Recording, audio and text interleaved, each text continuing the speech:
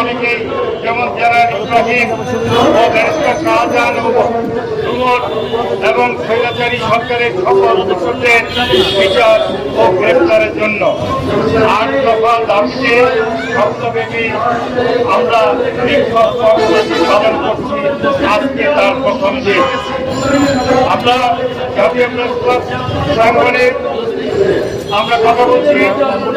আজকে তারিখ হচ্ছে 17 তারিখ আগস্ট মাস এবং আমি যখন কথা বলছি তখন সম্ভবত দুপুর 12:30 বাজে। যাই হোক, আমরা আজকের এই আয়োজন পরিবার এবং বাংলাদেশ স্বতন্ত্র পার্টি পরিষদের পক্ষ থেকে আমার মেয়ে অ্যাডভোকেট আমার বাম পাশে আছেন। এর বাইরেও আমি নিজে আমার পরিচয়গুলো আমি তুলে ধরেছি। আমি যে কথা বলতে চাই, দীর্ঘ প্রায় 16 বছর যখন স্বৈরাচার শেখ হাসিনা জাতির ঘরে বসে এমন কোন অপরাধ নাই যেটা তারা করেন নাই।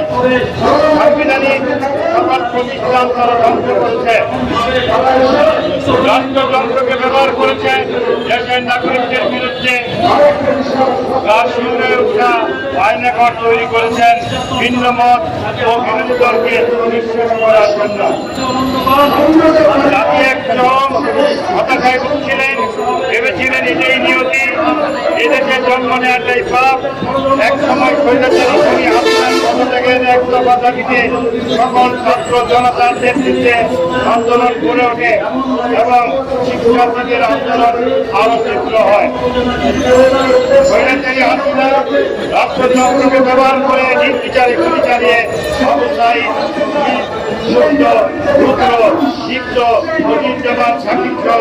হাজারো ছাত্র জনতাকে হত্যা করে এবং অজস্র মানুষকে আহত করে। অবশেষে সংগ্রামের মুখে 5ই আগস্ট 2024 শিক্ষার্থীদের আহ্বানে কর্মী, সাংবাদিক, চিকিৎসক, রিক্সাওয়ালা, দিনমজুর সকল শ্রেণীর পেশার মানুষ নেমে আছে রাজপথে। সারা বিশ্ব অবাক বিস্ময়ে দেখল ইতিহাসের অতীতের সকল স্বৈরাচারকে প্লান করা সবচেয়ে ভয়ঙ্কর স্বৈরাচার শেখ হাসিনার পতন। ভয় দেখাতে অভ্যস্ত স্বৈরাচারী খুনি হাসিনা নিজেই ভয় পেয়ে পালিয়ে গেল ভারতে। আওয়ামী সরকারের কিছু ভয়ঙ্কর কর্মকাণ্ড আপনাদের সামনে তুলে ধরছি।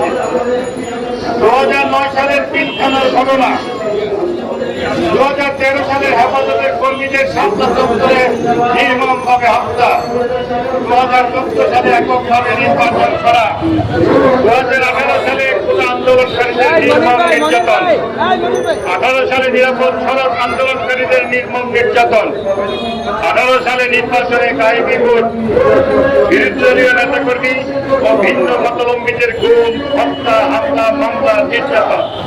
আয়নাঘরের মতো একটি ঘর তারা নির্মাণ করেছেন। প্রশাসনের সর্বস্তরের দলীয়করণ, ঘুষ, দুর্নীতি, লুটপাট ও দুঃশাসনের রাজত্ব কায়েম করেছেন। 11 লক্ষ কোটি টাকা দেশ থেকে পাচার, দলীয় প্রয়োজনে পুলিশকে অফিসার বিভাগকে ব্যবহার করেছেন। 2024 সালে একতরফা নির্বাচন করেছেন। 2024 সালে কোটা আন্দোলনে গণহত্যা চালিয়েছেন। কম বেশি হাজার ছাত্র জনতাকে হত্যা করেছেন। এরপরও যদি আওয়ামী লীগকে দেশে নিষিদ্ধ করা না হয় তাহলে এই স্বাধীনতার